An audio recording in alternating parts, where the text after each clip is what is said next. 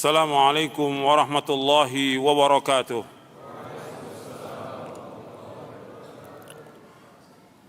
إن الحمد لله نحمده ونستعينه ونستغفره ونعوذ بالله من شرور أنفسنا ومن سيئات أعمالنا. من يهده الله فلا مضل له ومن يضلل فلا هادي له. أشهد أن لا إله إلا الله وحده لا شريك له وأشهد أن محمدًا عبده ورسوله. يا أيها الذين آمنوا اتقوا الله حق تقاته ولا تموتن إلا وأنتم مسلمون.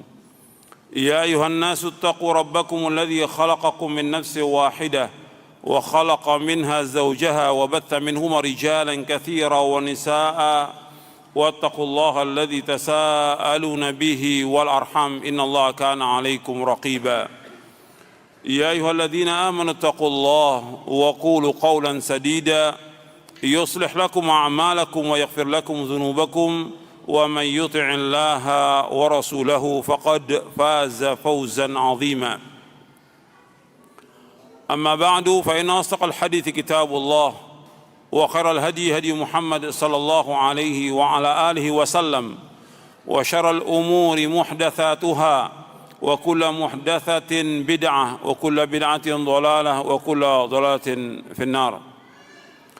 Ayyuhal ikhwah, a'azakumullah, kepada ikhwan dan akhwat yang dimuliakan oleh Allah Subhanahu wa taala. Alhamdulillah, kita bersyukur kepada Allah Subhanahu wa taala atas segala nikmat yang Allah karuniakan kepada kita, nikmat Islam, nikmat iman, nikmat sehat, nikmat afiat. Nikmat dijauhkan oleh Allah dari berbagai macam malapetaka. Nikmat diberikan hidayah di atas sunnah Nabi sallallahu alaihi wa ala alihi wasallam. Nikmat kita diberikan hidayah taufik untuk selalu dan senantiasa menuntut ilmu syar'i yang merupakan kewajiban atas setiap muslim dan muslimah. Kita bersyukur atas semua nikmat yang Allah karuniakan kepada kita, dan kita selalu minta tolong kepada Allah agar kita diberikan istiqamah di atas jalan yang hak, diberikan oleh Allah Subhanahu wa taala ketetapan dalam kita beragama, thabat, sampai kita diwafatkan oleh Allah Subhanahu wa taala. Betapa banyak orang-orang yang awalnya diberikan hidayah oleh Allah, kemudian setelah itu mereka menyimpang dari jalan siratal mustaqim. Makanya hidayah ini mahal, lebih mahal dari dunia dan seisinya. Makanya ketika kita mendapatkan hidayah, ikhwan fiddin, azakumullah, hidayah di atas sunnah, ini merupakan nikmat yang paling besar yang wajib kita syukuri.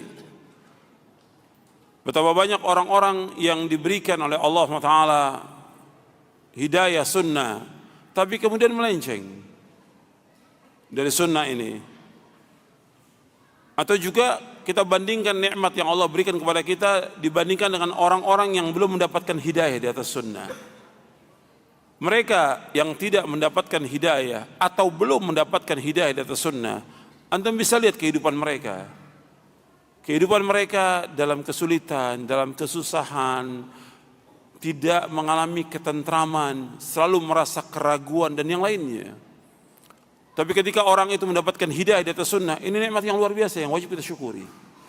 Ditakdirkan kita nggak punya apa-apa, kita miskin, nggak punya apa-apa, tapi diberikan hidayah di atas Islam dan sunnah, merupakan nikmat yang paling besar dari semua nikmat yang ada di muka bumi ini. Kita mendapatkan kenikmatan, ketenangan, kebahagiaan dari semua yang ada. Karena orang yang sudah mendapatkan hidayah di atas sunnah, ini nikmatnya luar biasa. Nikmat, dan antum bisa rasakan yang dulunya antum berbuat kesyirikan atau bid'ah atau yang lain, ketika masuk nikmat, semuanya kenikmatan. Belajar nikmat, kita baca Al-Quran nikmat, kita mengamalkan amal saleh nikmat, semuanya nikmat. Makanya ini nikmat yang wajib kita syukuri atas semua nikmat, dan minta kepada Allah agar kita tetapkan di atas Islam dan sunnah. Minta kepada Allah agar kita tetapkan di atas agama yang hak ini. Ya muqallibal qulub tsabbit qalbi ala dinik. Ya Allah yang membolak-balikan hati, tetapkan hatiku atas agamamu. Ikhwani fiddin, azakumullah, di antara nikmat untuk menjaga nikmat ini, artinya nikmat di atas sunnah ini, ya kita wajib talabul ilmi, wajib menuntut ilmu. Karena supaya kita tetap di atas istiqamah, kita harus terus menuntut ilmu syar'i. Enggak boleh kita lepas sampai kita diwafatkan oleh Allah Subhanahu wa taala. Karena antum sudah ketahui bahwa menuntut ilmu itu wajib, dan antum sudah hafal hadisnya, talabul ilmi faridatun ala kulli muslimin. Menuntut ilmu itu wajib atas setiap muslim, wajib, bukan sunnah. Kalau wajib ya terus sampai kita diwafatkan oleh Allah Taala. Enggak ada istilah berhenti. Berhenti dalam talabul ilmi enggak ada. Enggak ada. Nuntut ilmu ini masuk ibadah atau bukan? Saya mau tanya pada antum, nuntut ilmu masuk ibadah atau bukan? Ibadah. Kalau ibadah nggak boleh berhenti. Seperti kita sholat nggak ada berhenti, kecuali bagi wanita yang sedang haid. Dia berhenti sampai haidnya selesai, atau nifas sampai nifasnya selesai. Tapi laki nggak ada berhenti, terus sholat itu. Ibadah wajib terus sampai kita diwafatkan oleh Allah Taala. Maka Nabi Muhammad SAW diperintahkan oleh Allah, wa'bud rabbaka hatta ya'tiyakal yaqin. Dalam kamu beribadah kepada Rabb kamu sampai datangnya al-yaqin. Kata mufassirin, al-maut, yaitu kematian. Di akhir surah Al-Hijr. Di akhir, paling akhir dari surah Al-Hijr, wa'bud rabbaka hatta ya'tiyakal yaqin. Beribadah kamu kepada Rabb kamu sampai datang keyakinan. Menuntut ilmu ibadah, maka kita wajib menuntut ilmu sampai kita diwafatkan oleh Allah. Enggak boleh berhenti. Makanya ketika ditanya Imam Ahmad bin Hanbal rahimahullah, Imam Abdullah ibn Mubarak rahimahullah, dan yang lainnya, sampai kapan wahai imam bahwa kita menuntut ilmu? Ila an adkhulal qabra, sampai saya masuk ke liang kubur. Sampai kapan menuntut ilmu? Ilal mamat, sampai mati. Nggak ada istilah berhenti, nggak ada. Nuntut ilmu berhenti nggak ada. Terus, karena ini ibadah. Banyak kalau kita lihat orang yang dulunya nuntut ilmu semangat, kemudian sekarang berhenti. Kalau sudah berhenti, ya otomatis dia akan menyimpang dari jalan Shiratal Mustaqim. Kalau sudah berhenti, dia nggak akan istiqomah lagi di atas kebenaran. Nuntut ilmu terus sampai kita diwafatkan oleh Allah. Dan dalam ibadah nggak ada yang berhenti. Dalam hidup nggak ada istilah berhenti, nggak ada. Kalau orang kerja mungkin ada ya pensiun ya. Tapi kalau ibadah nggak ada berhenti. Manusia ini menuju kepada Allah terus berjalan sampai wafat dia. Nggak ada istilah berhenti. Makanya kata Al-Imam Ibn Qayyim Al-Jauziyah dalam kitabnya Madarijus Salikin, dalam kita beribadah, dalam kita beragama, enggak ada istilah berhenti. Yang ada iman kita maju menuju sorga atau kita mundur menuju neraka. Enggak ada istilah berhenti, enggak ada. Antum lihat alam semesta yang berjalan ini, ada enggak yang berhenti? Enggak ada. Semua berjalan pada porosnya. Matahari, bulan, bintang, semuanya berjalan. Kapan mereka berhentinya? Kapan? Kiamat. Kalau kiamat berhenti semua, hancur semuanya, hancur sehancur-hancurnya semuanya ini. Dan dahsyat kehancuran yang luar biasa. Ketika matahari sudah terbit dari barat, hancur semua, tata surya ini hancur semuanya. Kita dalam menuntut ilmu nggak boleh berhenti, nggak ada istilah berhenti. Berhenti kehancuran buat diri kita. Berhenti kehancuran buat diri kita. Maka terus kita talabul ilmi. Dan antum perhatikan lagi, kita berjalan, dan sebagian antum mungkin dari luar kota berjalan untuk ilmu. Ini jalan menuju surga. Nabi bersabda sallallahu alaihi wasallam dalam hadis yang sahih, diriwayatkan oleh Imam Muslim dari sahabat Abu Hurairah radhiyallahu an, "Wa man salaka tariqan yaltamisu fihi ilman, sahhalallahu lahu bihi tariqan ilal jannah." Barang siapa yang berjalan untuk menuntut ilmu, Allah akan mudahkan jalannya ke surga. Barang siapa yang berjalan untuk menuntut ilmu, Allah mudahkan jalannya ke surga. Yang dimaksud menuntut ilmu di sini, menuntut ilmu syar'i Al-Quran was sunnah ala fahmi salaf. Yang dimaksud menuntut ilmu sini yaitu ilmu syar'i, Al-Quran was sunnah ala fahmi salaf. Makanya para ulama menjelaskan kalau disebutkan oleh Allah dalam Al-Quran tentang keutamaan ilmu, yang dimaksud ilmu syar'i. Kalau disebutkan dalam hadis-hadis Nabi yang sahih tentang keutamaan menuntut ilmu, yang dimaksudkan adalah ilmu syar'i. Ilmu syar'i yang Allah akan angkat derajat orang itu di dunia dan juga di akhirat. Yarfa'illahu alladhina amanu minkum walladhina utul ilma darajat. Allah mengangkat orang-orang yang beriman di antara kamu dan orang yang berilmu berapa derajat, diangkat oleh Allah. Makanya harus terus kita talabul ilmi. Terus talabul ilmi. Dan untuk kita bisa terus talabul ilmi syar'i, ya harus kita jaga adabnya. Karena menuntut ilmu merupakan jalan menuju surga. Dan majlis ilmu merupakan taman-taman surga.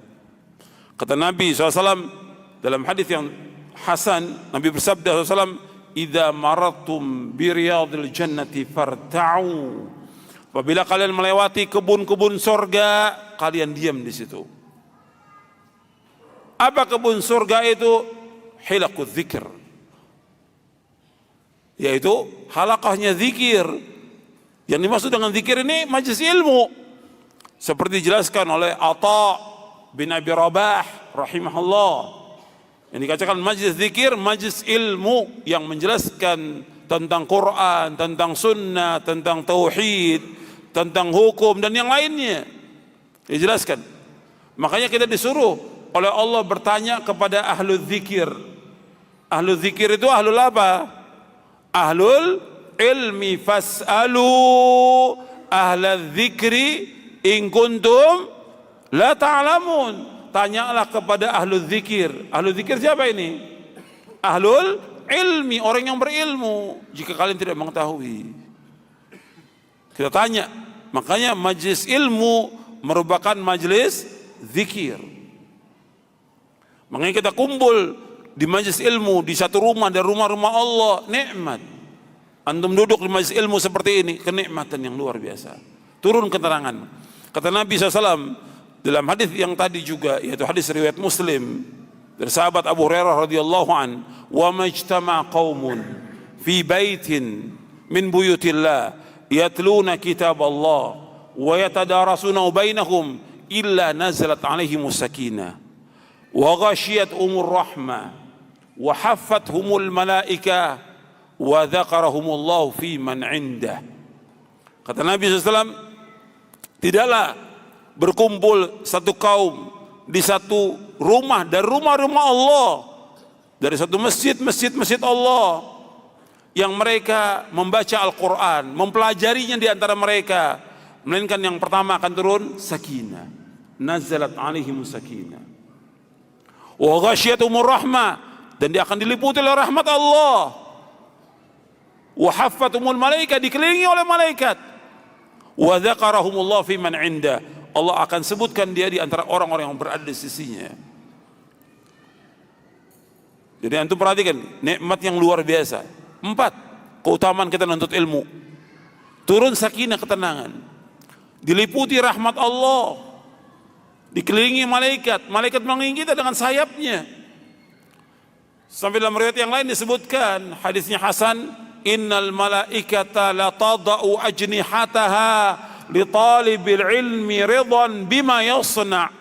Sesungguhnya malaikat mengepakkan sayapnya, karena semua malaikat bersayap. Semua malaikat bersayap. Malaikat mengepakkan sayapnya kepada orang-orang yang nuntut ilmu karena ridho dengan apa yang mereka perbuat. Ridho. Malaikat memuliakan, menghormati orang-orang yang menuntut ilmu syar'i. Maka bahagia antum menuntut ilmu syar'i, bahagia. Karena enggak ada orang yang paling bahagia melainkan orang-orang yang menuntut ilmu syar'i.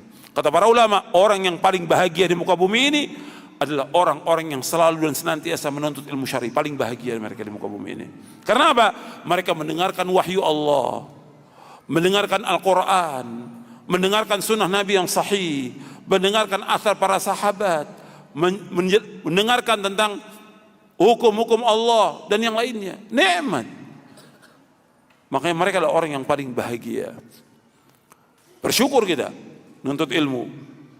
Ibnu Qayyim rahimahullah menjelaskan tentang keutamaan menuntut ilmu lebih dari 100 keutamaan dalam kitabnya Miftah dari Sa'adah, kunci pintu kebahagiaan, kunci rumah kebahagiaan, Miftah dari Sa'adah. Disebutkan oleh Ibnu Qayyim apa? 100 keutamaan, lebih dari 100 keutamaan menuntut ilmu syar'i. Miftah dari Sa'adah, kunci rumah kebahagiaan. Mana rumah kebahagiaan? Sorga. Kuncinya dengan talabul ilmi. Sebab Nabi bersabda, barang siapa yang menuntut ilmu, Allah akan mudahkan jalannya kemana? Ke sorga. Karena kita nggak akan tahu tentang Islam tanpa kita menuntut ilmu. Nggak akan tahu kita tentang Quran dan Sunnah tanpa kita menuntut ilmu. Nggak akan tahu tentang tauhid kecuali dengan menuntut ilmu. Nggak akan tahu tentang syirik kecuali dengan menuntut ilmu. Nggak akan tahu tentang bagaimana sholat kecuali dengan menuntut ilmu. Nggak akan tahu tentang sunnah kecuali dengan menuntut ilmu. Nggak akan tahu tentang bid'ah kecuali dengan menuntut ilmu. Menuntut ilmu ini jalan kebahagiaan. Kita wajib menuntut ilmu sampai kita diwafatkan oleh Allah.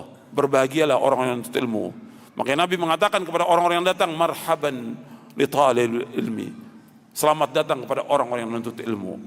Berbahagia orang yang menuntut ilmu. Selamat datang kata Nabi, marhaban bi talibil ilmi. Makanya antum bersyukur kepada Allah diberikan hidayah taufik untuk menuntut ilmu. Maka gunakan kesempatan yang Allah berikan kepada kita untuk menuntut ilmu ini dengan maksimal. Dengarkan baik-baik dan perhatikan.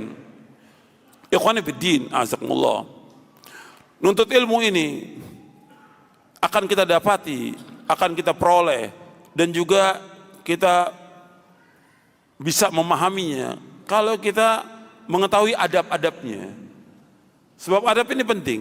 Ada orang menuntut ilmu tapi dia nggak punya adab, maka nggak ada keindahan pada dirinya. Bahkan kadang-kadang orang juga menjauhkan dia. Karena apa? Nggak punya adab. Gimana dia nuntut ilmu, dia belajar, dia ngaji, tapi adabnya kurang. Orang bukannya tambah dekat dengan dia, tambah jauh. Mestinya masalah adab, masalah akhlak dikedepankan. Karena apa? Nabi Muhammad SAW diutus oleh Allah untuk menyempurnakan apa? Nabi Muhammad SAW diutus oleh Allah untuk menyempurnakan apa? Bu'ithu liutammima makarimal akhlaq. Dalam lafaz yang lain, bu'ithu liutammima salihal akhlaq. Dua-duanya sahih riwayatnya. Aku diutus oleh Allah untuk menyempurnakan akhlak yang baik. Aku diutus oleh Allah untuk menyempurnakan akhlak yang mulia. Berarti sudah ada akhlak sebelum Nabi Muhammad SAW diutus. Tapi belum sempurna, Nabi datang untuk menyempurnakan. Apa contoh di antara akhlak yang baik yang sebelum Nabi Muhammad diutus? Banyak contohnya. Seperti orang-orang jahiliyah itu, mereka mempunyai sifat syaja'ah. Syaja'ah, keberanian, disempurnakan oleh Nabi. Mereka punya sifat karam. Orang-orang Arab itu punya sifat karam. Karam itu dermawan. Karam. Mereka juga punya sifat ikramud dhaif, menghormati tamu. Disempurnakan. Dan banyak lagi akhlak yang mulia yang ada, kemudian Nabi SAW menyempurnakan akhlak ini. Makanya kita harus mempunyai akhlak. Karena apa? Karena Nabi sendiri dipuji oleh Allah karena akhlaknya yang mulia. Wa innaka la'ala khuluqin azim. Dalam surah Al-Qalam ayat 4. Sesungguhnya engkau Muhammad berada di atas akhlak yang mulia. Akhlak yang mulia. Dan akhlak ini punya keutamaan yang besar. Karena apa? Timbangan yang berat di hari kiamat karena akhlak yang mulia. Kata Nabi SAW, ma syai'un athqal fi mizan mu'min yawmal qiyamah min khuluqin hasan wa inna Allah la yubghidul fahishal badhi. Nabi SAW bersabda, tidak ada sesuatu yang paling berat timbangannya pada hari kiamat melainkan akhlak yang mulia. Dan sungguhnya Allah membenci orang yang mulutnya keji dan kotor.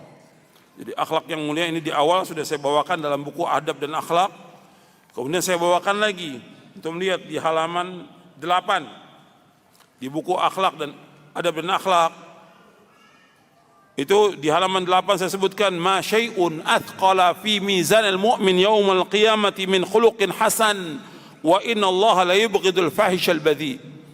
Tidak ada sesuatu yang paling berat dalam timbangan seorang mukmin pada hari kiamat dari akhlak yang mulia, dan sesungguhnya Allah membenci orang yang kotor dan keji mulutnya. Ada orang yang suka berbicara keji dan kotor. Hadis ini sahih, diriwayatkan oleh Imam Tirmidzi, Ibnu Hibban dan yang lainnya dari sahabat Abu Darda radhiyallahu an. Jadi timbangan yang paling berat di hari kiamat akhlak yang mulia. Yang paling banyak memasukkan manusia juga ke sorga dua. Yang paling banyak memasukkan manusia ke sorga dua.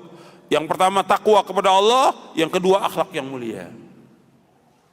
Yang paling banyak memasukkan manusia ke neraka dua. Pertama mulut, yang kedua kemaluan.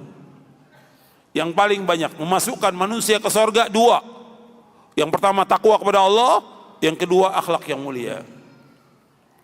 Yang paling banyak memasukkan manusia ke neraka dua.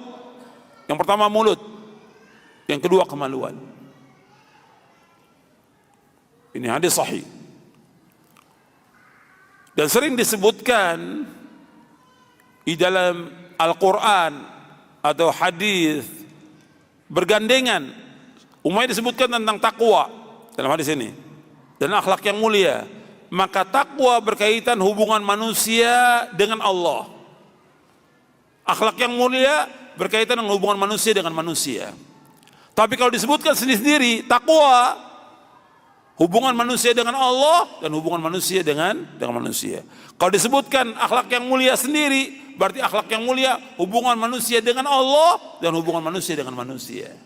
Tapi ketika bersamaan seperti iman dan Islam, albir wa taqwa atau yang lainnya, iman dan Islam, ketika disebutkan iman sendiri, ya mencakup semuanya, amal-amal yang zahir dan batin. Ketika disebutkan Islam sendiri, mencakup semuanya. Tapi ketika disebutkan Islam dan iman, maka iman berkaitan dengan amal-amal batin, sedangkan Islam berkaitan dengan amal yang lahir. Jelas? Ya. Sering disebutkan dalam Al-Quran demikian. Kemudian ikhwan fillah, azakumullah, masalah akhlak, masalah adab ini kita harus belajar. Dan para ulama belajar tentang ini. Ada yang belajarnya 5 tahun, 10 tahun. Antum lihat, saya bawakan di sini penjelasan para ulama salaf di halaman 9. Kata Imam Sufyan Ats-Tsauri rahimahullah, mereka tidak menyuruh mengirimkan anak-anak mereka untuk menuntut ilmu hingga mereka mempelajari adab dan beribadah selama 20 tahun. Jadi adab dan akhlak diajarkan mereka di rumah mereka, dari mulai kecil diajarkan.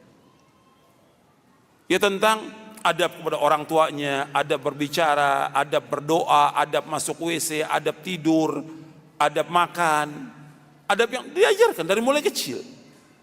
Sudah diajarkan demikian, kemudian baru mereka nuntut ilmu syar'i. Diajarkan adab dulu. Dan lama waktunya. Nah sekarang kalau kita lihat orang nuntut ilmu dulu, baru diajarkan adab. Jadi kadang-kadang kalau ada yang bisa kita lihat penuntut ilmu nggak punya adab. Bahkan ada ustadz juga nggak punya adab. Ustadz, dai nggak punya adab. Karena apa? Nggak belajar adab dia. Nggak punya adab. Dan ini adab ini penting. Karena apa? Karena berkaitan dengan iman seseorang. Nabi bersabda, akmalul mu'minina iman ahsanuhum khuluqa wa khiyarukum linisaihim.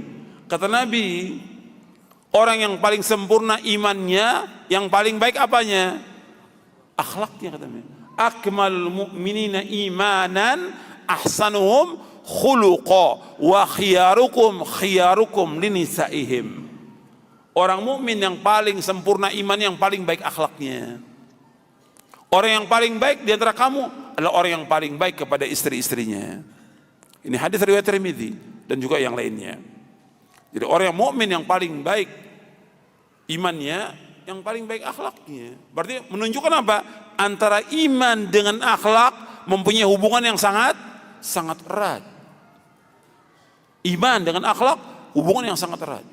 Antara akidah dengan akhlak punya hubungan yang sangat erat. Ketika akhlak ini tidak baik, mempengaruhi apanya? Mempengaruhi apanya? Mempengaruhi akidahnya, mempunyai imannya. Karena dalam akidah Ahlussunnah bahwa iman itu yazid wa yanqus. Yazid bi ta'ah wa yanqusu bil ma'siyah. Iman itu bertambah dan berkurang. Bertambah dengan ketaatan, berkurang dengan perbuatan dosa dan maksiat. Ketika akhlak dia tidak baik, berdosa atau tidak?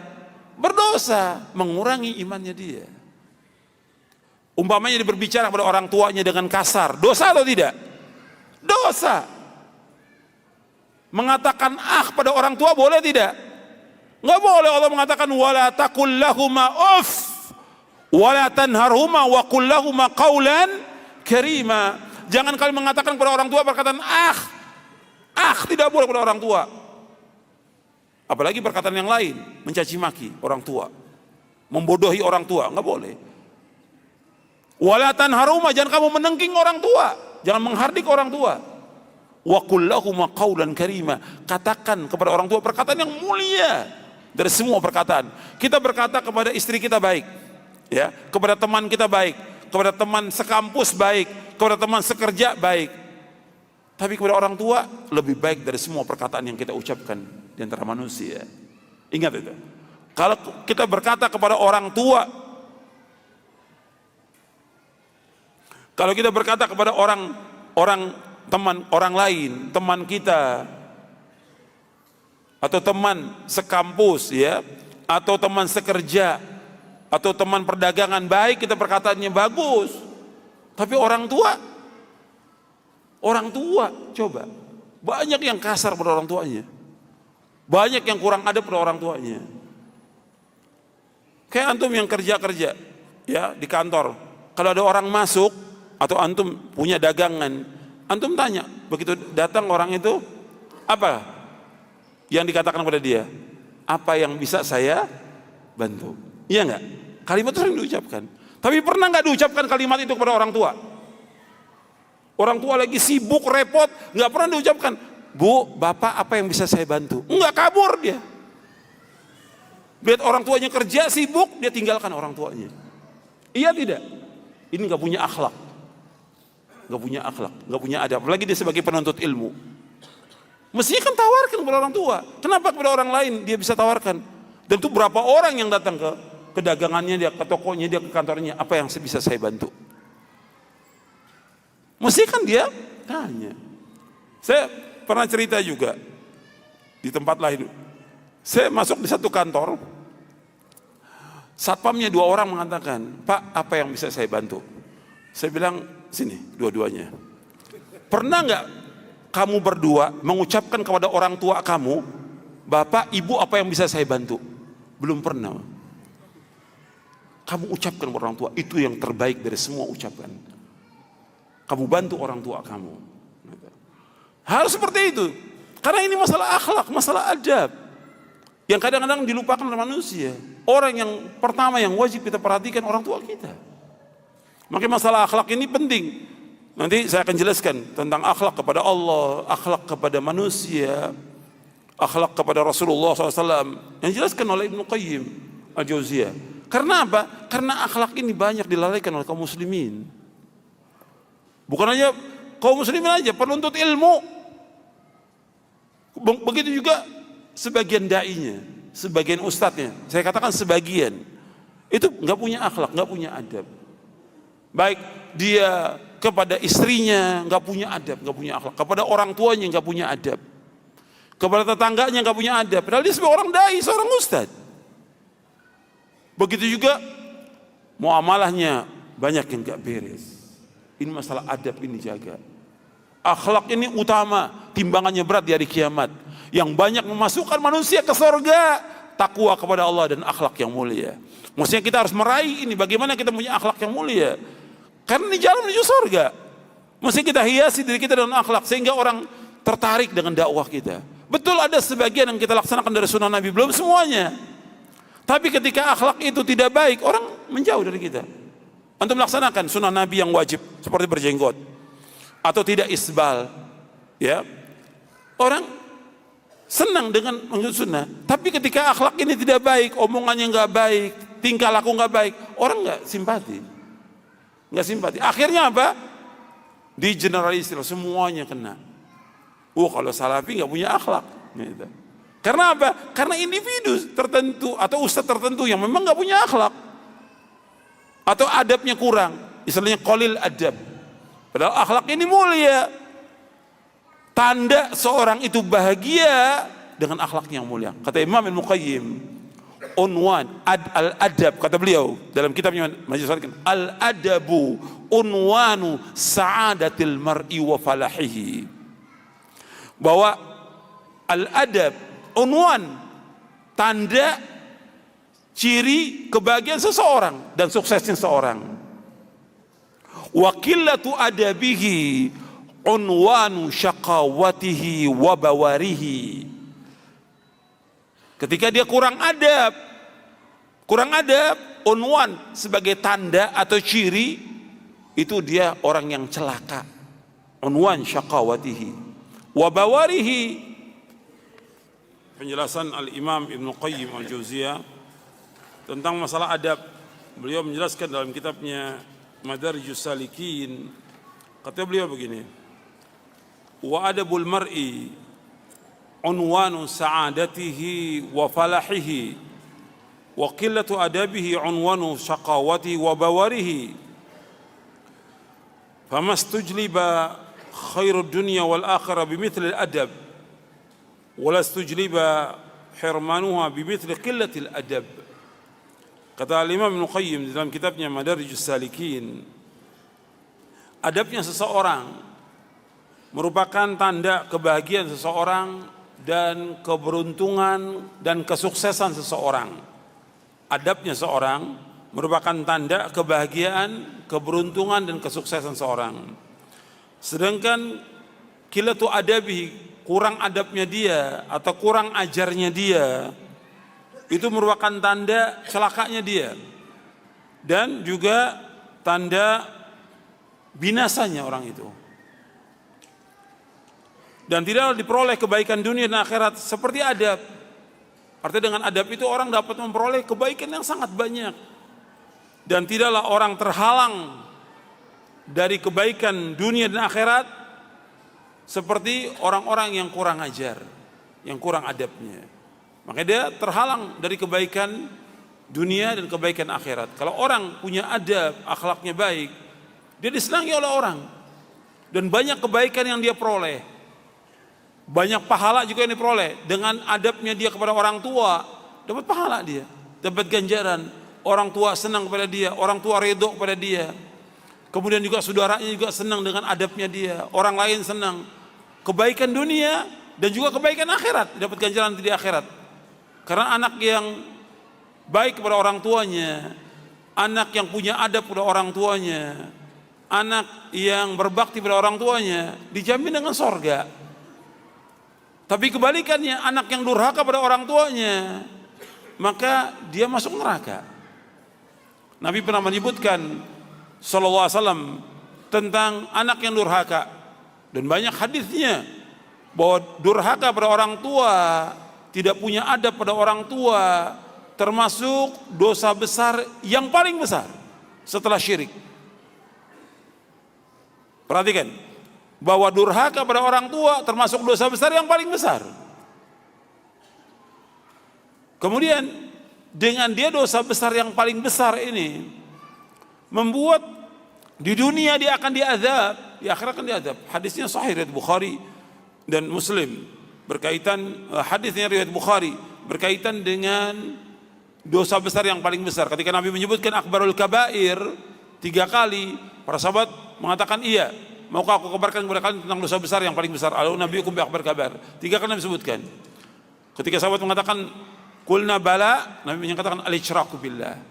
Syirik, dosa besar yang paling besar yang pertama. Yang kedua uququl walidain, durhaka pada kedua orang tua. Kemudian baru yang ketiga berkata dusta dan menjadi saksi palsu. Hadis ini sahih riwayat Imam Bukhari dari sahabat Abu Bakar radhiyallahu an. Kemudian tentang dia terhalang dari kebaikan dunia nggak ada keberkahan bagi anak yang durhaka. Kehidupannya tidak berkah, umurnya tidak berkah, hartanya tidak berkah, rumah tangganya tidak berkah, kehidupannya tidak berkah. Dengan sebab apa? Dia durhaka pada orang tuanya. Antum bisa lihat dalam kehidupan, anak durhaka nggak ada keberkahan hidupnya, meskipun dia kaya, nggak ada keberkahan. Di dunia seperti itu, apalagi di akhirat. Di akhirat diancam dengan masuk neraka. Nabi bersabda sallallahu alaihi wasallam, "Salatun la yadkhulul jannah wa la yanzurullahu ilaihim yaumal qiyamah al-aqli walidayhi wal mar'atul mutarajjilatul mutasyabbihatu birrijal wad dayyuth." Dalam hadis yang diriwayatkan oleh Imam Ahmad dan Hakim dari sahabat Abdullah bin Umar radhiyallahu anhuma, Nabi bersabda SAW, ada 3 golongan yang tidak masuk surga, kata Nabi, dan Allah tidak akan lihat mereka pada hari kiamat. 3 golongan ini. Yang pertama, al-aqli walidayhi, anak yang durhaka pada orang tuanya, tidak masuk surga dan Allah nggak akan lihat mereka pada hari kiamat. Yang kedua, wal mar'atul mutarajjilatul mutasyabbihatu birrijal, wanita yang menyerupai laki-laki.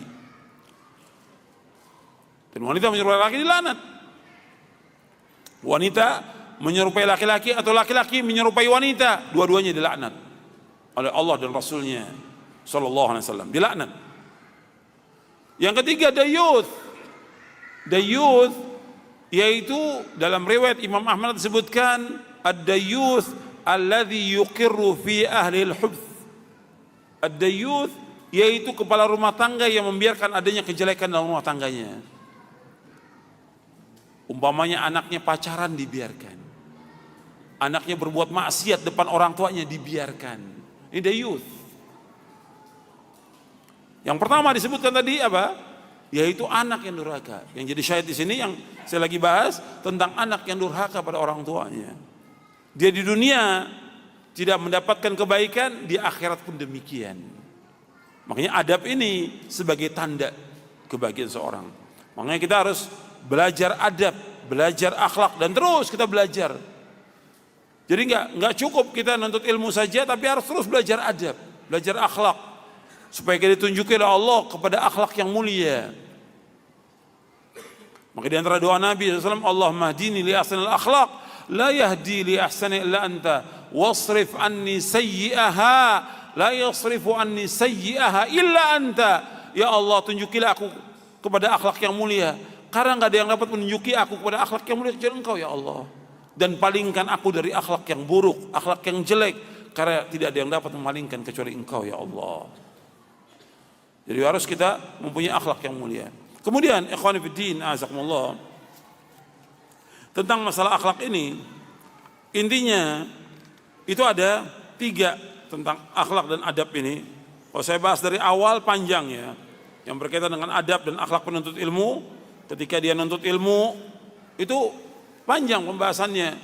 Ya, dia harus ikhlas karena Allah. Seperti antum datang ke tempat ini harus ikhlas karena Allah, jangan karena yang lain, jangan mau jalan-jalan, harus ikhlas karena Allah.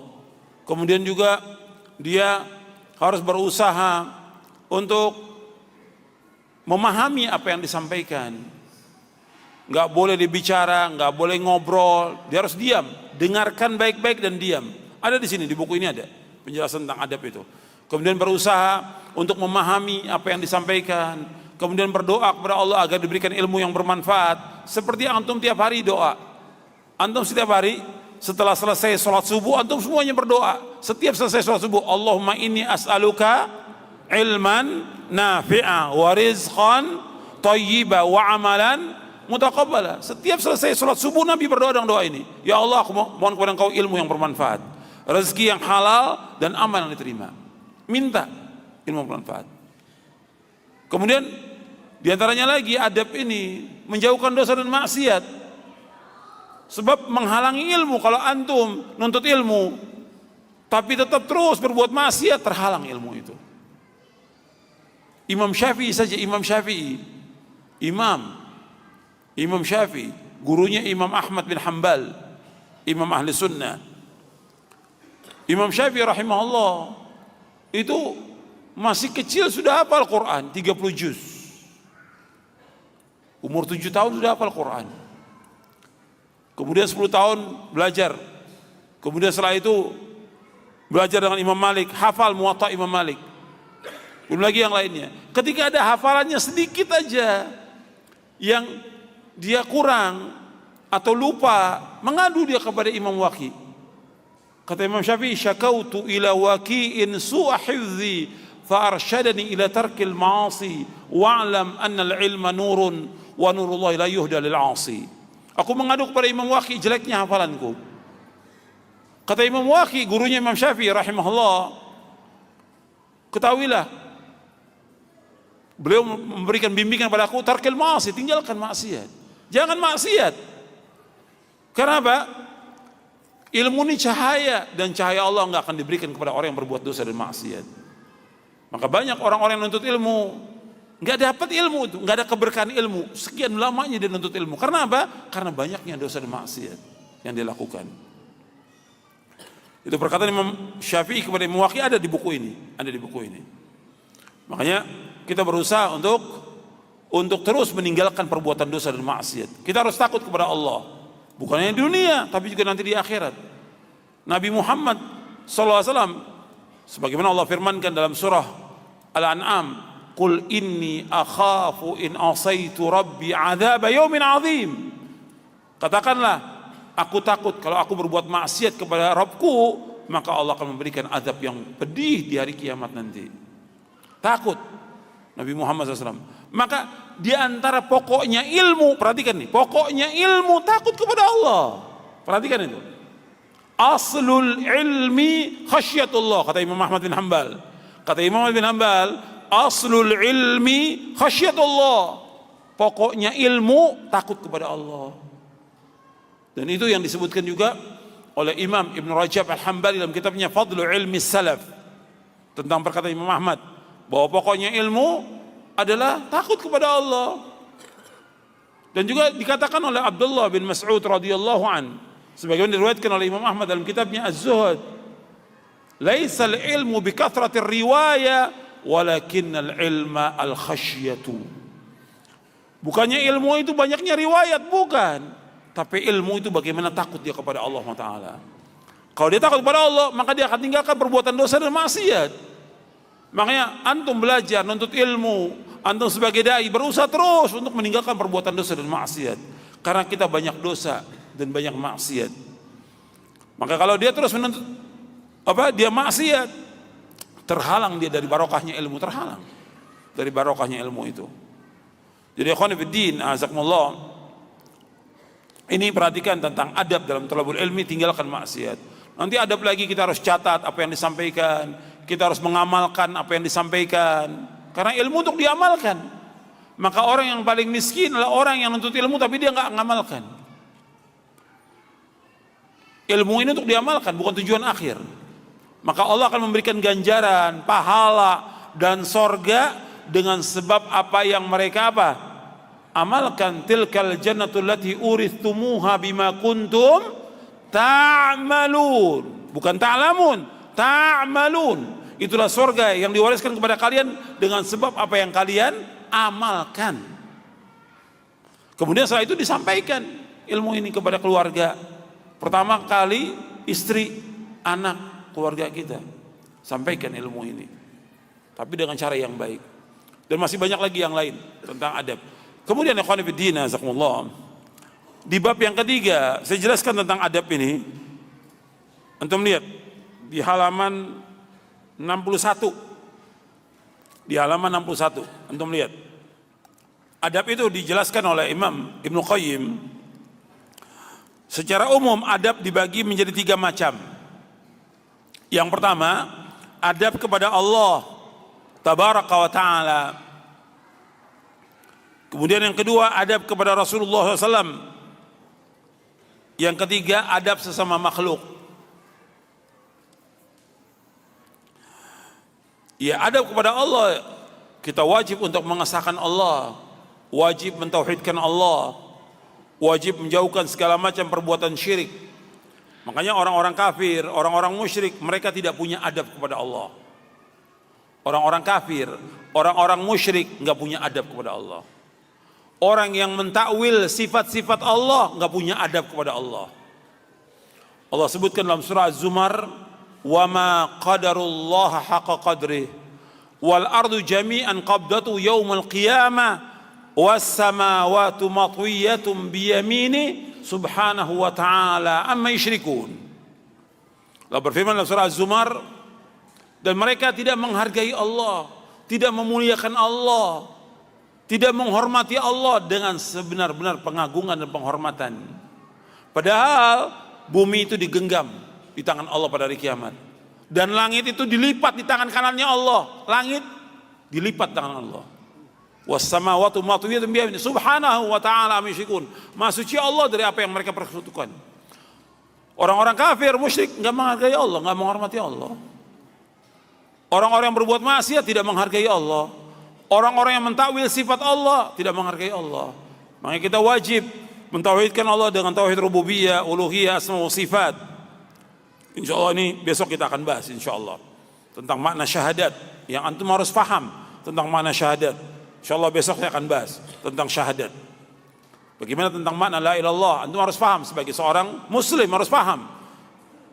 Kemudian juga kita wajib memuliakan Allah SWT dengan apa? Dengan pengagungan kepada Allah SWT, mensucikan Allah, menetapkan semua nama dan sifat Allah SWT, beribadah hanya kepada Allah, menunjukkan seluruh bentuk ibadah hanya kepada Allah, tidak kepada yang lain. Kemudian juga kita redho dengan takdir Allah SWT. Enggak boleh kita berkeluh kesah, karena semua yang terjadi di langit dan bumi sudah ditakdirkan oleh Allah SWT 50.000 tahun sebelum Allah menciptakan langit dan bumi. Kewajiban kita wajib untuk mengimani dan mengamalkan. Jangan bertanya tentang perbuatan Allah, karena Allah enggak boleh ditanya tentang perbuatannya. La yus'alu amma yaf'alu wa hum yus'alun. Allah enggak boleh ditanya tentang apa yang Allah perbuat, dan mereka semua manusia akan ditanya oleh Allah Taala. Kita wajib mengimani dan wajib kita mengamalkan, dan kita wajib untuk mensucikan Allah dari semua sifat-sifat yang kurang. Kita wajib mensucikan Allah. Dan ini pembahasan panjang tentang adab kepada Allah. Karena kalau kita lihat ahlul bidah enggak punya adab kepada Allah, enggak punya adab kepada Rasulullah sallallahu alaihi wasallam. Enggak punya adab mereka. Orang yang beriman dia harus punya adab kepada Allah. Beriman, mengimani tentang rububiyahnya Allah, uluhiyahnya Allah, asma wa sifat, wajib itu. Menetapkan semua nama dan sifat Allah.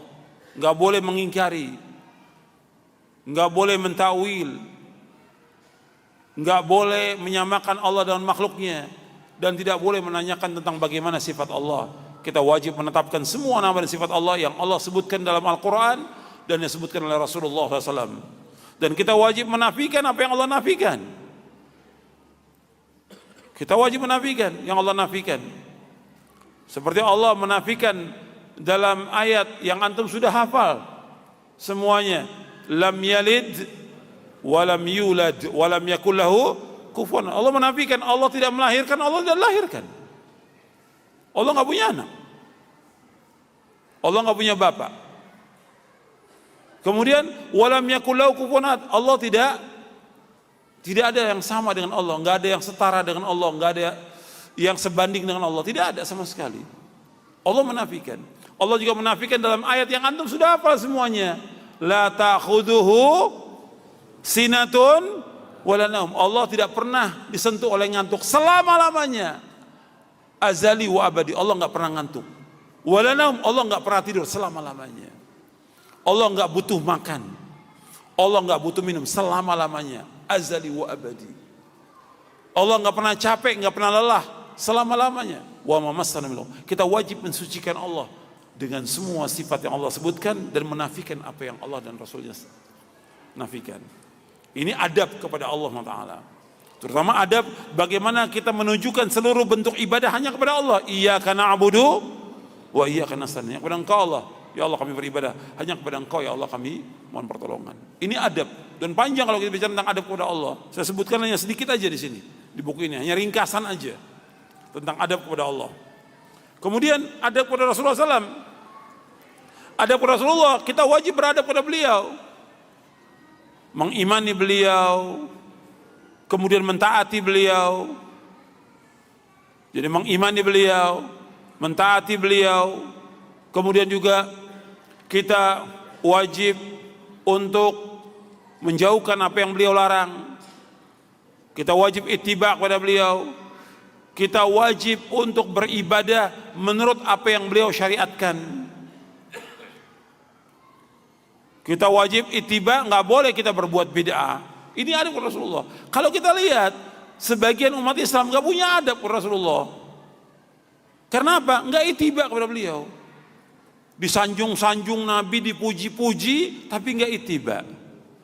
Yang Nabi inginkan kepada umat Islam ini pujian, sanjungan, atau ittiba. Saya ulangi lagi, sebagian sudah ngantuk. Ya, saya ulangi lagi. Masih lama waktunya, masih panjang. Yang dikehendaki oleh Nabi SAW, Nabi itu dipuji, disanjung, atau Nabi mengendaki kita ittiba kepada beliau? Ittiba. Nabi gak ingin disanjung. Ketika Nabi disanjung oleh para sahabat, Nabi marah. Nabi gak mau disanjung, Nabi gak mau dipuji, padahal Nabi pantas untuk dipuji. Tapi Nabi gak mau. Sampai Nabi bersabda dalam hadis yang sahih riwayat Imam Bukhari, la tutruni kama atratin nasara ibn Maryam, innama ana Abdullah wa Rasul, faqulu Abdullah wa Rasuluh. Janganlah kalian memuji, menyanjung aku sebagaimana orang-orang Nasrani menyanjung Isa bin Maryam. Aku ini hamba Allah dan Rasulnya. Panggillah hamba Allah dan Rasulnya.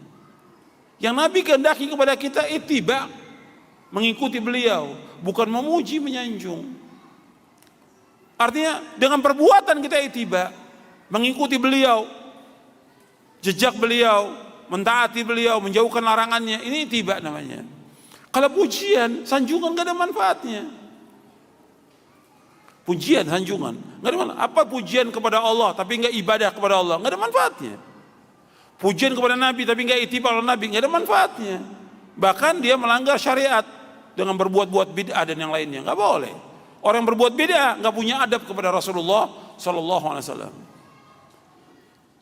Saya umpamakan begini, ya. Antum punya seorang pembantu atau pegawai. Tiap hari pegawai ini muji antum, tiap hari. Tapi kalau disuruh nggak mau kerja. Gimana pegawai yang seperti ini? Baik atau tidak? Mungkin antum pecat udah. Pembantu tiap hari datang cuma muji aja, suruh kerja nggak mau. Yang Nabi kehendaki kepada kita ittiba kepada beliau, mengamalkan sunnahnya, bukan pujian, sanjungan gak ada manfaatnya. Yang Nabi kehendaki ittiba. Makanya Allah menyebutkan dalam Al-Quran, dalam surah Ali Imran surah 3 ayat 31, Qul in kuntum tuhibbunallaha fattabi'uni yuhibbukumullah wa yaghfir lakum dzunubakum wallahu ghafurur rahim.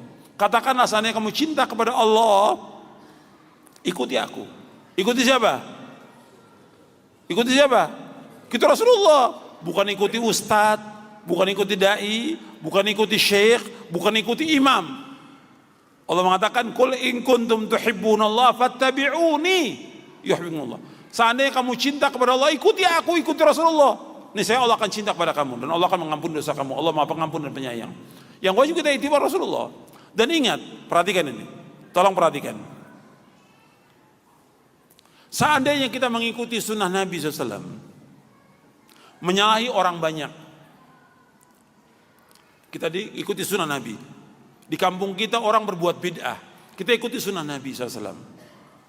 Maka jalan yang kita tempuh ini sudah benar. Ini jalan selamat, meskipun orang lain membenci kita. Yang berbahaya, kita tinggalkan sunnah Nabi, kita ikuti masyarakat. Ini yang celaka. Dan ini banyak terjadi. Bukan hanya orang awam, termasuk apa? Para ustadz, para dai, kiai, tuan guru, habib. Ngikuti siapa mereka? Ngikuti masyarakat. Ini yang celaka. Kita akan ditanya oleh Allah pada hari kiamat, satu orang ini. Siapa? Nabi Muhammad SAW. Yang Allah akan tanya kepada kita nanti pada kiamat, kenapa kamu tidak ikuti satu orang ini? Kenapa nggak diikuti? Kenapa kamu ikuti orang banyak? Paham? Ketika kita dikubur, yang ditanya tentang apa? Ketika kita dikubur, 3 pertanyaan. Yang pertama apa? Tentang madinuka. Yang kedua apa? Kok nggak nyambung sih? Ketika orang masuk ke liang lahat di alam barzah, begitu masuk langsung ditanya 3 pertanyaan. Yang pertama apa? Man rabbuka. Yang kedua, man nabiyuka. Yang ketiga, wa madinuka. Yang pertama, siapa Rabb kamu? Bukan hanya tanya, jawabnya Allah, bukan hanya itu, tapi bagaimana dia di waktu di dunia ini mentauhidkan Allah atau tidak. Yang kedua, wa man nabiyuka, siapa nabimu? Apa cuma disebut Muhammad bin Abdullah? Bukan. Ditanya tentang Nabi, bagaimana kamu ittiba kepada beliau atau tidak? Bukan hafal tentang nasabnya, bukan. Banyak orang hafal tapi nggak ittiba, berbuat bid'ah, nggak ada manfaatnya. Ittiba atau tidak kepada beliau, ini adab kepada Rasulullah SAW. Baru tanya tentang agama. Jadi perhatikan, yang ditanya oleh Allah pada hari kiamat tentang kita mengikuti Rasulullah atau tidak. Mengikuti Rasulullah atau tidak. Meskipun kita menyalahi orang banyak. Makanya Nabi menyebutkan dalam satu hadis, dalam riwayat Imam Ahmad dalam musnadnya, kata beliau, bi tuftanun wa anni tus'alun.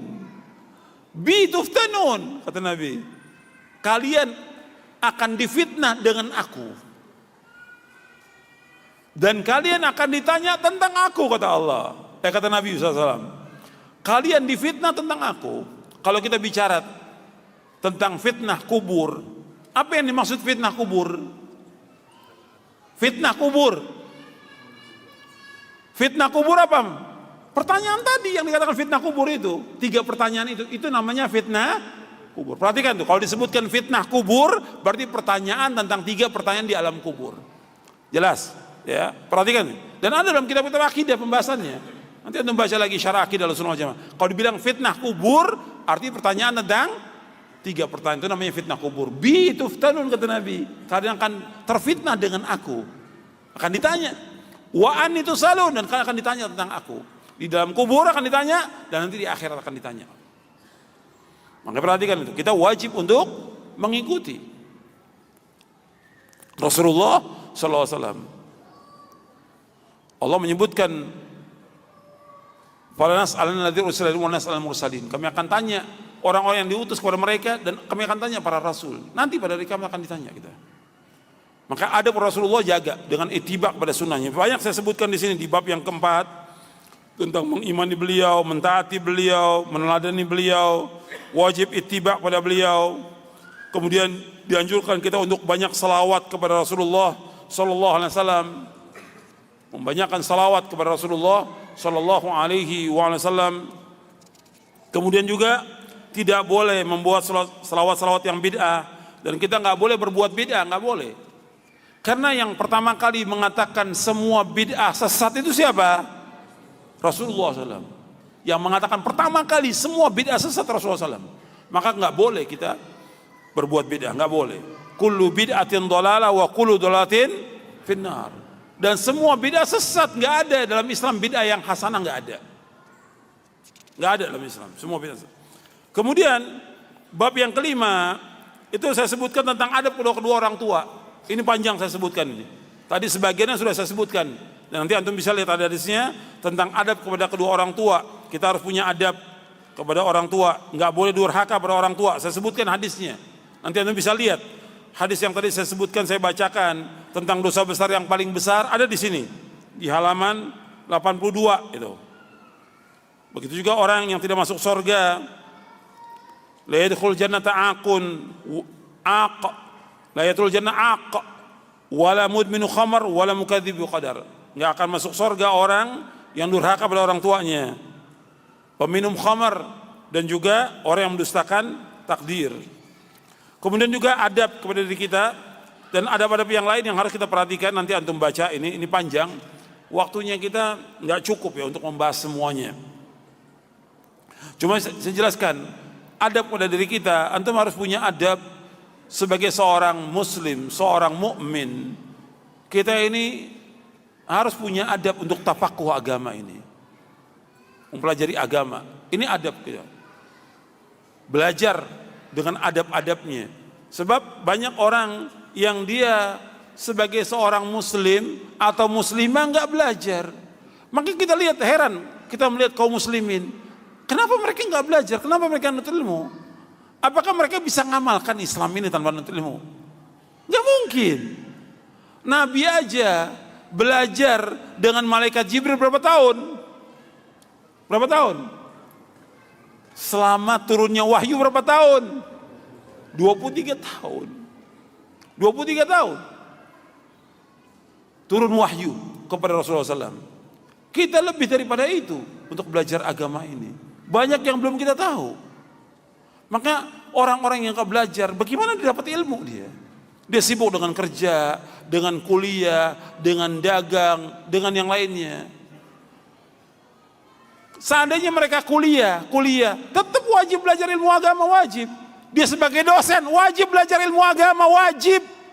Dia sebagai orang tua wajib dia belajar agama. Dia sebagai seorang direktur wajib belajar agama. Dia sebagai orang tua wajib belajar agama. Dia sebagai pimpinan wajib belajar agama. Karena semuanya wajib. Talabul ilmi fardhatun ala kulli muslimin.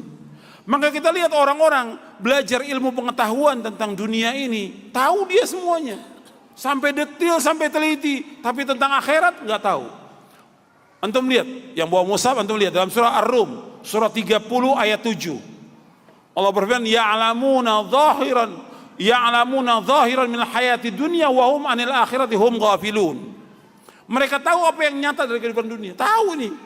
Tentang ilmu pengetahuan, tentang teknologi, tentang kedokteran, tentang segala macam sudah.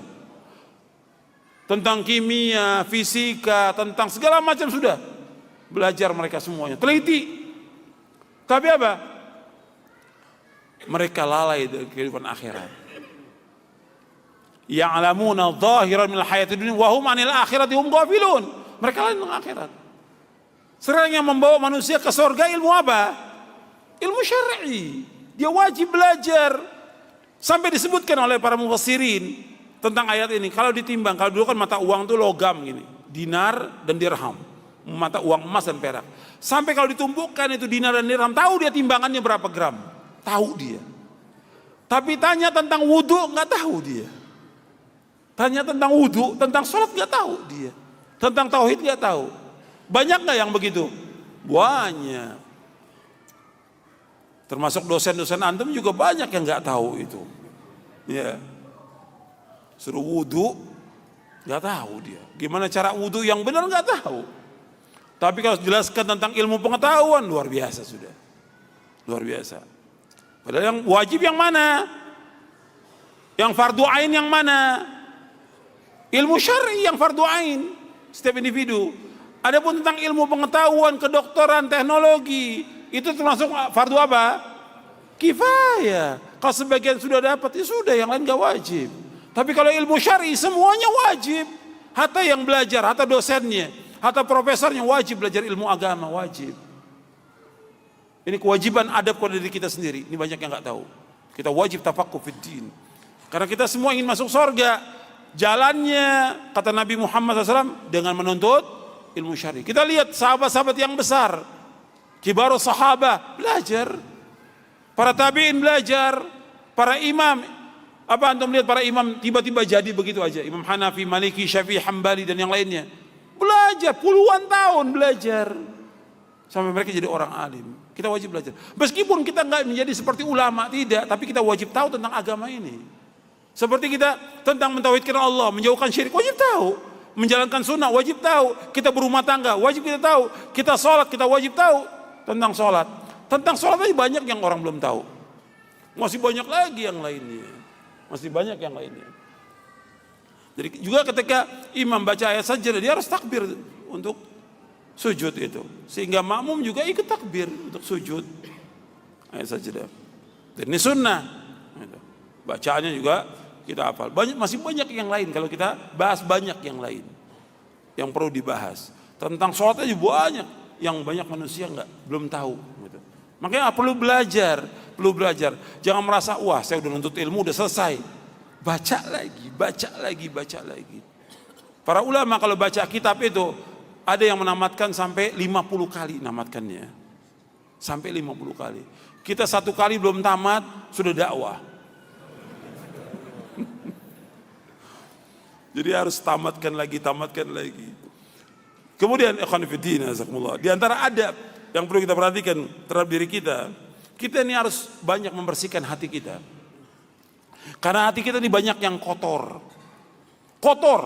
penuh dengan kesombongan, penuh dengan keangkuhan, penuh dengan dengki, iri, hasad, penuh dengan sifat takut, sifat pengecut, sifat bakhil, pelit, kikir, kedekut. Kemudian juga sifat-sifat yang lain banyak dalam hati ini. Kita wajib bersihkan. Kalau antum sebagai talibul ilm wajib membersihkan hati kita. Sebab dengan hati yang bersih itu, insya Allah akhlak itu akan bersih. Nabi bersabda apa? Ala inna fil jasadi mudghah idza salahat salahal jasadu kullu wa idza fasadat fasadal jasadu kullu ala wahyal qalbu. Ketahuilah, dalam tubuh manusia ada segumpal daging. Kalau daging itu baik, seluruh tubuh kan baik. Kalau daging itu jelek, seluruh tubuh akan jelek. Ketahuilah segumpal daging itu adalah hati. Hadis ini sahih riwayat Bukhari dan Muslim dari sahabat Nu'man bin Bashir radhiyallahu anhuma. Kita harus berusaha bagaimana membersihkan hati kita. Allah menyebutkan dalam Al-Quran, antum sudah hafal surah Asy-Syams. Qad aflaha man zakkaha wa qad khaba man dassaha. Sungguh beruntung, sungguh sukses orang yang membersihkan apanya? Hatinya. Sungguh rugi, sungguh celaka orang yang mengotori hatinya. Membersihkan hati dengan taat kepada Allah, mengotori hati dengan perbuatan dosa dan maksiat. Makanya itu berusaha bagaimana membersihkan hati. Harus terus. Dan di samping usaha dan perjuangan membersihkan hati ini, hilangkan sifat dengki iri. Sifat dengki iri, saya mau tanya kepada antum, sifat hasad. Itu sifat siapa? Sifat siapa? Terus sifat siapa lagi? Yahudi. Allah sebutkan dalam Al-Quran, sifat dengki, sifat iri, sifat Yahudi. Gak boleh kita mengikuti orang Yahudi. Jadi sifat ini dengki gak boleh. Kepada seorang muslim, kepada tetangga, kepada saudara, gak boleh dengki, gak boleh iri. Bersihkan hati kita sebagai talibul ilm. Ini adab dan akhlak. Banyak orang yang omongannya menjatuhkan orang lain. Banyak orang yang omongannya dia iri kepada orang lain, gak boleh. Gak boleh. Justru ada teman kita, saudara kita mendapatkan rezeki, mendapatkan harta atau kesuksesan, kita doakan dengan barokah. Gak boleh iri, gak boleh angkuh, gak boleh sombong, gak boleh punya sifat pengecut, gak boleh pelit, kikir, gak boleh. Gak akan ketemu antara iman dengan sifat bakhil, pelit dalam hati seorang mukmin selama-lamanya. Ini harus kita bersihkan. Ini tazkiyatun nufus penting. Di samping itu antum doa. Di antara tugas Nabi dalam dakwahnya apa? Allah sebutkan dalam Al-Quran. Di samping yu'allimul kitab wal hikmah, terus apa lagi? Yu'allimul kitab wal hikmah, terus apa? Wa yuzakkihim. Di antara tugas Nabi apa? Wa yuzakkihim. Membersihkan apa? Hati manusia. Membersihkan hati manusia. Nabi saja di awal dakwah di surah Al-Mudaththir, Allah suruh membersihkan apanya? Hatinya. Cuma dengan lafaz wa thiyabaka fatahhir. Bajumu kamu bersihkan. Yang dimaksud kata mufassirin ahli tafsir, maksudnya hatimu kamu, wa qalbaka wa nafsaka fatahhir. Hatimu kamu bersihkan. Maka kita harus banyak membersihkan hati kita. Dan doa kepada Allah, antum hafalkan doa yang sebagian mungkin sudah hafal. Allahumma inni a'udzubika minal ajzi wal kasal wal jubni wal bukhli wal harami wa adzabil qabri. Allahumma ati nafsi taqwaha wa zakkiha anta khairu man zakkaha anta waliyyu wa maulaha. Allahumma inni a'udzubika min ilmin la yanfa' wa min qalbin la yakhsha' wa min nafsin la tashba' wa min da'watin la yustajabu laha. Hadis ini sahih, diriwayatkan oleh Imam Muslim dan Nasa'i. Nabi berdoa, ya Allah, Allahumma inna min ajzi wal kasal wal jubni wal bukhli wal haram wa adzabil qabr. Ya Allah, aku berlindung kepada Engkau dari sifat lemah, sifat malas, sifat bakhil, sifat pengecut. Sifat pengecut, sifat bakhil. Wal haram, umur pikun. Wa adzabil qabr, aku berlindung kepada Engkau dari azab kubur. Allahumma ati nafsi taqwa. Ya Allah, berikan kepada hatiku takwanya. Berikan ya Allah ketakwaan. Wa zakiyah, bersihkan hatiku ya Allah. Anta khairu man zakkaha. Anta wali wa engkau yang zat yang satu-satunya dapat membersihkan hati ini. Engkaulah yang sebaik-baik membersihkan hati ini. Engkaulah pelindungnya dan engkaulah penolongnya. Allahumma inni a'udzubika min ilmin la yanfa'. Ya Allah, aku berlindung kepada Engkau dari ilmu yang tidak bermanfaat. Berlindung dari ilmu yang tidak bermanfaat. Wa min qalbin la yakhsha, dari nafsu yang tidak pernah puas. Kemudian wa min apa lagi? Allahumma inni a'udzubika min ilmin la yanfa' wa min qalbin la yakhsha wa min nafsin la tashba'. Dari nafsu yang tidak pernah puas. Dari yang pertama min ilmin wa min qalbin la yakhsha, hati yang tidak khusyuk. Kemudian nafsu yang tidak pernah, wa min da'watin la yustajabu, dan dari doa yang tidak dikabulkan. Antum hafalkan itu. Ya, nanti pulang dari sini itu hafalkan. Insyaallah seminggu hafal. Antum baca itu. Ada di buku doa dan wirid. Doa itu ada di buku wirid. Kemudian juga kita berusaha untuk mengikuti manhajnya para sahabat. Wajib ini. Wajib. Di antara adab kita sebagai seorang muslim wajib mengikuti manhaj para sahabat. Dan ini panjang pembicaraannya dan pernah saya sampaikan di sini berapa tahun yang lalu tentang mulia dengan masalah wajibnya kita mengikuti manhaj salafus saleh. Kemudian kita wajib untuk zuhud kepada dunia. Kemudian wajib qanaah dan yang lainnya, sifat-sifat yang mulia untuk diri kita. Ya, untuk kajiannya saya pikir cukup sampai di sini karena nggak mungkin untuk kita bahas semuanya. Karena panjang pembicaraannya, waktunya kita terbatas dan juga pertanyaan sudah banyak yang masuk, yang bisa saya jawab, yang tidak wallahu a'lam bishawab. Wa sallallahu nabiyana Muhammadin sallallahu alaihi wasallam. Kalau disebutkan kita belajar adab, kapan kita belajar akidah? Air bersamaan. Ini para ulama menjelaskan tentang pentingnya adab. Tapi tetap kita belajar adab juga, kita belajar tentang tauhid, tentang akidah, karena umur kita juga terbatas. Waktu kita juga terbatas. Di samping kita pelajari akidah, samping kita pelajari adab, kita pelajari akidah. Nah, yang sayang banyak orang mempelajari tentang akidah, tentang tauhid, tentang fikih, tapi adab nggak dipelajari. Jadi adab tetap dipelajari, di samping itu juga tentang akidah kita pelajari. Karena itu yang paling penting, yang paling wajib. Pertama kali kita belajar tentang akidah. Bagaimana kalau orang tua melarang kita untuk menuntut ilmu syar'i? Jelaskan manfaatnya, tentang wajibnya, tentang manfaatnya, tentang keberkahannya, jelaskan kepada orang tua. Justru saya nuntut ilmu ini, justru saya ingin dengan nuntut ilmu saya berbakti pada orang tua. Dengan nuntut ilmu saya ingin taat kepada orang tua. Jelaskan, manfaatnya besar. Bahwa dengan nuntut ilmu ini saya nggak akan durhaka kepada orang tua. Jadi biar orang tua menjelaskan kepada, biar kita jelaskan kepada orang tua supaya orang tua mengizinkan anaknya untuk nuntut ilmu. Saya nuntut ilmu yang benar. Dalilnya jelas Quran Sunnah. Saya ingin selamat dunia, ingin selamat akhirat. Dan saya ingin dengan saya menuntut ilmu, saya menjadi anak yang soleh. Yang saya akan terus mendoakan bapak dan ibu sampai saya meninggal dunia. Jelaskan kepada orang tua manfaatnya. Bagaimana kita istiqomah dalam ilmu? Ya jelas kita wajib mengetahui bahwa nuntut ilmu ini wajib. Nuntut ilmu membawa manusia ke sorga. Nuntut ilmu manfaatnya besar. Menuntut ilmu keutamaannya besar. Keutamaan ilmu dengan harta itu 30.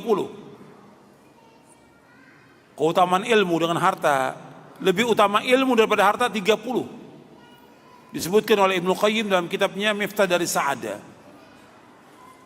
Jadi anda perhatikan bahwa ilmu lebih utama dari semuanya. Dan kelezatan yang paling lezat, kenikmatan yang paling nikmat untuk ilmu. Seperti disebutkan oleh Syekhul Islam Ibnu Taimiyah dalam Majmu' Fatawa dan juga oleh Ibnu Qayyim dalam Miftah dari Sa'adah. Anda bisa merasakan dengan menuntut ilmu kita mendapatkan kenikmatan. Hatta jauh para ulama terdahulu menuntut ilmu itu Ratusan kilometer mereka tempuh. Enggak seperti kita ada kendaraan. Dulu dengan onta, bahkan berjalan kaki di antara mereka. Mereka nikmat untuk ilmu. Mereka baca itu kitab-kitab. Mereka duduk dengan para ulama. Ada yang mudzakarah ilmu dari mulai ba'da isya sampai subuh. Karena nikmatnya ilmu.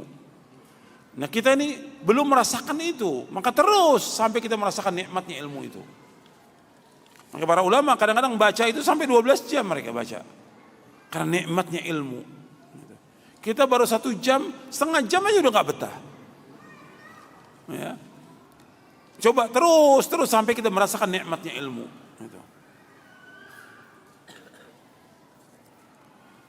Bagaimana dengan kita melihat di sekitar kita banyak wanita, ya wajib tundukkan pandangan.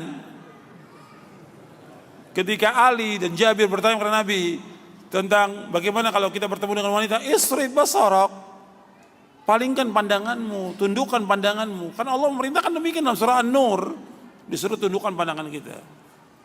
Karena memang adanya wanita fitnah, dan fitnah yang paling besar bagi laki-laki apa? Wanita, kata Nabi. Ma taraktu ba'di fitnatan hiya adar wal rijali minan nisa, muttafaqun alaih. Tidak aku tinggalkan fitnah yang lebih berbahaya bagi laki-laki melainkan wanita. Maka kita wajib berhati-hati dan tundukkan pandangan. Bagaimana kalau kita tinggalnya jauh dari orang tua? Ya kita harus terus hubungan dengan orang tua, apakah telepon, SMS, kirim surat, dan juga berkunjung. Orang tua itu ingin melihat kita, karena dia yang ngurus kita sejak kecil. Datangnya kita kepada orang tua, senang orang tua, meskipun kita nggak bawa apa-apa. Orang tua ketemu lihat anak itu senang sudah. Makanya kita usahakan setiap hari atau setiap pekan ketemu dengan orang tua. Kalau jauh, ya mungkin soal biayanya, ya kita usahakan kalau bisa sebulan sekali. Kalau sampai setiap Id, ya terlalu lama. Kalau setiap tahun baru pulang ke orang tua, kelamaan. Bahkan kadang-kadang anak-anak itu berusaha, yang orang-orang yang soleh ya, berusaha bagaimana cari pekerjaan yang dekat dengan orang tuanya. Karena apa? Dia ingin berbakti pada orang tuanya. Karena dengan berbakti pada orang tua, jalan menuju sorga. Kesempatan. Jadi anak laki-laki itu, dia harus dekat dengan orang tuanya. Kalau perempuan ikut kepada suami, anak perempuan ikut kepada suami, dan dia wajib taat kepada suaminya. Kalau anak laki-laki, kewajiban dia kepada orang tuanya. Makanya harus dekat dia dengan orang tua, karena orang tua membutuhkan dia. Apalagi kalau dia sudah lemah, sudah tua, kesempatan itu jalan menuju surga. Maka antum bikin jadwal bagaimana mengunjungi orang tua selalu, bukan teman, ya, bukan yang lain, orang tua. Nomor 1. Bagaimana kita setiap hari ketemu orang tua, atau setiap pekan, atau setiap bulan, jadwalkan itu. Hatta biaya yang kita keluarkan besar, Allah pasti akan ganti, karena kita ingin berbuat baik pada orang tua kita. Ada orang yang mengatakan bahwa riwayat yang mengatakan umat Islam terpecah menjadi 73 golongan. Hadis ini dhaif. Ini orang yang mendhaifkan, orang yang nggak ngerti hadis. Nggak ngerti hadis. Yang mensahihkan para ulama dari zaman dahulu. Kan hadis itu ketika kita mensahihkan dan mendhaifkan, melihat sanadnya, melihat juga syawahidnya, penguatnya, melihat mutabaahnya. Dilihat para ulama ketika mensahihkan, bukan asal mensahihkan, diteliti dulu setiap rawinya. Satu rawi diteliti oleh dua ulama ahli hadis. Enggak gampang. Dan kitab-kitab rijal hadis diteliti oleh mereka. Disesuaikan oleh Syekhul Islam Ibnu Taimiyah di sini. Disesuaikan juga oleh ulama-ulama yang lainnya. Syekh Al-Albani mensesuaikan di dalam kitabnya Silsilah Hadits As-Sahihah di juz yang pertama. Disesuaikan oleh Syekh Al-Albani. Dan juga beberapa kitab yang lain beliau mensesuaikan. Jadi ketika kadang-kadang banyak orang yang baru belajar ilmu hadis, mustalah hadis, belum paham tentang sanad, belum paham tentang rijalul hadis, udah main mendhaifkan aja.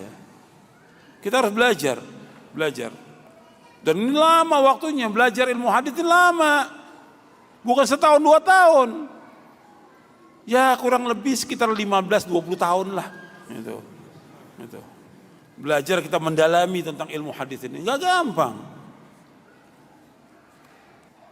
bagaimana saya selama ini kecanduan dengan game-game yang ada, dan bagaimana nasihatnya? Wajib ditinggalkan.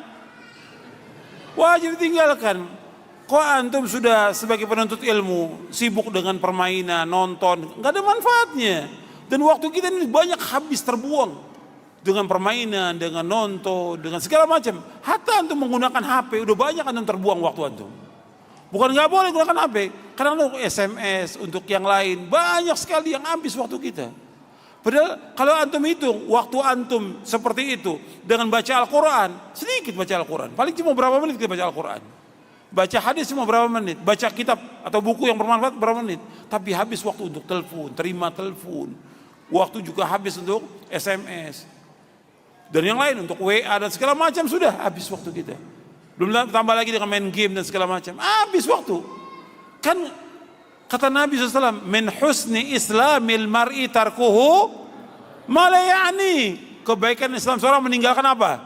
Yang tidak bermanfaat. Yang gak bermanfaat tinggalkan. Ini gak ada manfaat sama sekali buat kita, buat agama kita, buat hati kita, buat kehidupan. Gak ada manfaatnya, tinggalkan. Permainan-permainan itu gak ada manfaat sama sekali.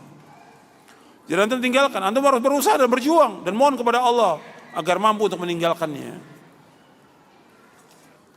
Bagaimana sikap saya ketika ayah atau ibu itu membuat kita jengkel? Ya kita harus sabar. Ibu kita, ayah kita itu sebenarnya kalau kita lihat dari kecil sudah sangat jengkel kepada kita. Kita ini banyak nyakiti orang tua dari mulai kecil. Iya, tapi orang tua gimana? Sabar yang luar biasa. Lihat antum, ibu antum atau ayah lagi gendong antum, kencing antum. Tapi apa dia marah? Apa dibuang nih bayinya? Enggak. Disayang, senyum orang tua, subhanallah. Sayang.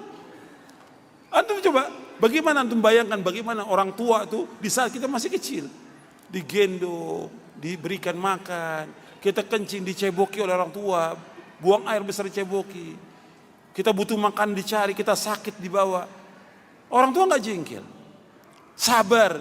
Nah antum begitu juga ngadapi orang tua, harus sabar. Gak boleh jengkel, mengatakan nggak boleh, mengatakan menengking orang tua nggak boleh. Orang tua udah sangat sabar kepada kita. Kita juga harus sabar kepada orang tua. Ketika ada hal-hal atau perbuatan atau perkataan orang tua yang kadang seperti menyakiti hati kita, kita sabar. Bagaimana kita mengajarkan akhlak kepada anak-anak kita? Kapan kita mulai? Ya mulai dari kecil. Mulai dari kecil. Dari mulai kecil itu kan kita bisa. Dari mulai makan. Kan dia kalau kita kasih makanan atau apa, dipegang tangan apa? Tangan kiri. Pindahkan. Terus seperti itu. Sebab harus dengan tangan kanan. Dia makan wajib dengan tangan kanan. Dia minum wajib dengan tangan kanan. Diajarkan terus. Ketika ada anak kecil di zaman Nabi SAW. Makan, dia meraba-raba makanan itu. Kata Nabi, ya gulam, samillaha. Kul biyaminik, kul mimma yalik. Wahai anak kecil, baca nama Allah ketika makan, minum, baca bismillah. Makan dengan tangan kamu, tangan kamu. Makan dari yang dekat, nggak boleh yang jauh meraba-raba yang lain. Dari yang dekat makan. Nabi ajarkan tuh, masih kecil, seperti itu. Bagaimana kalau ada dai atau ustadz yang dia banyak ceramah kemana-mana tapi nggak ngerti bahasa Arab? Ya wajib dia belajar bahasa Arab. Ya bagaimana dia memahami Al-Quran, memahami Sunnah, membaca kitab tafsir, memahami hadis dan syarahnya kalau dia nggak ngerti bahasa Arab. Wajib dia belajar bahasa Arab, wajib. Tapi sekarang memang terlalu berani orang itu, terlalu berani. Belum punya ilmu, belum menguasai ilmu sudah ceramah kemana-mana.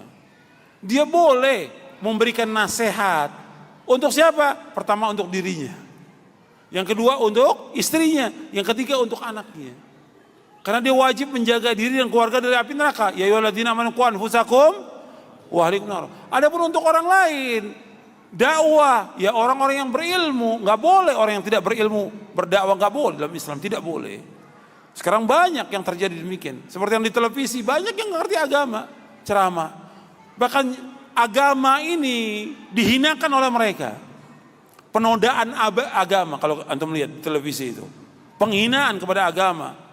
Mereka dakwah ini dipakai dengan nyanyi, dipakai dengan tertawa, dipakai bercanda. Nggak bisa agama seperti itu. Agama ini keseriusan, dibawakan dalil hujjah. Bukan dengan ro'yu, bukan pendapat, bukan dengan sambil nyanyi, bercanda, bahkan dengan perempuan lagi, kadang-kadang di hadapan perempuan. Ini menghinakan agama yang seperti ini. Tapi umat Islamnya karena jahil, diam aja semuanya. Diam. Majelis ulamanya menegur yang seperti itu. Wah, ini menyimpang dari syariat.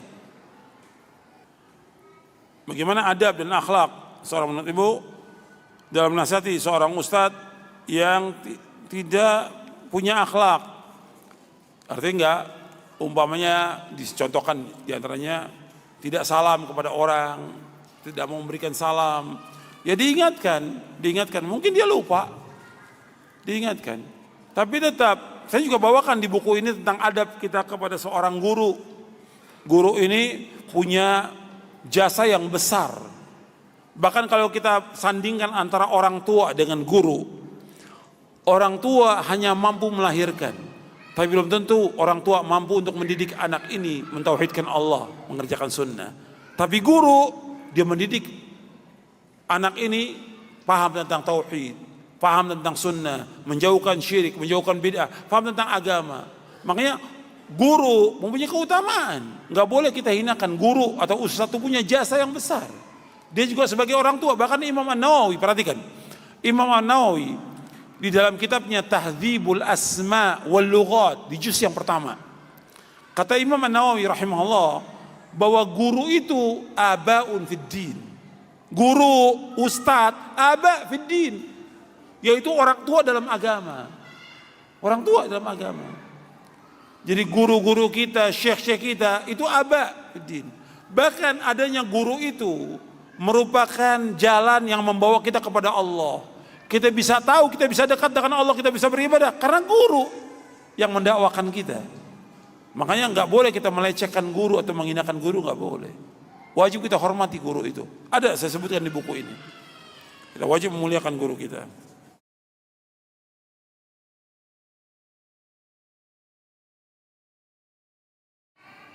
Bagaimana seorang dai? Ini banyak pertanyaannya seorang dai ini. Masya Allah.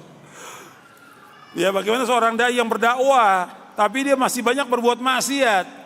Ya kalau dia terus menerus berbuat maksiat yang terang-terangan dan sudah kita ingatkan, yang nggak boleh belajar lagi dengan dia. Kalau dia terus maksiat, udah diingatkan nggak depan umum, diingatkan berdua atau datang ke rumahnya diingatkan, ditegur dengan baik kepada si dai ini. Tapi terus dia berbuat maksiat, ya tinggalkan. Nggak boleh belajar orang yang pada sahibul ma'asi, yang musir alal ma'asi, terus menerus dalam maksiat nggak boleh. Itu sudah diingatkan, makanya diingatkan terus, dan kita juga sabar dalam mengingatkan. Doakan dengan kebaikan guru kita agar diberikan hidayah, petunjuk. Karena apa? Jasanya guru nggak bisa dibayar dengan apapun juga. Jasanya guru menjelaskan agama kepada kita, membimbing kita, nggak bisa dibalas dengan apapun juga. Makanya disuruh kita membalas kebaikan guru dan mendoakan dia. Nabi bersabda, antum dengarkan, Nabi bersabda, man sana'a ilaikum ma'rufan fakafi'u, fa in lam tajidu ma tukafi'unahu fad'u lahu hatta taraw annakum qad kafa'tumu. Barang siapa berbuat kebaikan, kamu balas kebaikannya. Kalau kamu enggak mampu membalas kebaikannya, kamu doakan dia sampai kamu sudah merasa kamu sudah membalas kebaikannya. Sekarang Nabi menyebutkan man sana'a ilaikum ma'rufan. Ma'ruf, enggak ada ma'ruf yang paling ma'ruf di muka bumi melainkan ma'ruf ilmu. Orang memberikan harta, duit kepada kita umpamanya. Orang memberikan uang pada kita, wajib gak kita balas kebaikannya? Wajib kita balas kebaikannya. Paling tidak kita doakan bagi orang itu. Uang dengan ilmu lebih utama mana? Ilmu. Uang kita dikasih 100.000, hari ini juga habis. 1 juta sebulan habis. Tapi kalau ilmu terus bermanfaat sampai kita meninggal dunia. Makanya barang siapa berbuat kebaikan kepada kamu, kamu balas kebaikannya. Kalau nggak mampu balas, doakan kebaikan. Jadi guru itu kita doakan terus kebaikannya. Kalau dia salah, doakan agar diberikan hidayah oleh Allah Taala. Ya, saya pikir cukup sampai di sini. Mudah-mudahan bermanfaat bagi kita dan bagi semuanya yang mendengarkan. dan juga yang menyampaikan. Mudah-mudahan kita diberikan oleh Allah SWT kenikmatan dalam talabul ilmi, diberikan oleh Allah adab dan akhlak yang mulia, diberikan keberkahan dari ilmu yang kita kaji, yang kita tuntut, dan mudah-mudahan Allah juga mengampuni dosa-dosa kita dan menetapkan kita di atas Islam dan Sunnah. Kita harus terus belajar dan belajar, dan nggak boleh kita berhenti sampai kita diwafatkan oleh Allah SWT. Dan kita terima kasih juga kepada panitia yang sudah bersusah payah untuk memberikan fasilitas kepada kita, membantu untuk adanya kajian ini, dan juga kepada antum sekalian. Mungkin di antara antum juga datang dari luar kota. Mudah-mudahan Allah memberikan ganjaran yang terbesar buat antum semuanya. Wassallallahu nabiyana Muhammadin SAW. Subhanakallahumma bihamdik, asyhadu an la ilaha illa anta astaghfiruka wa atubu ilaik. Assalamualaikum warahmatullahi wabarakatuh.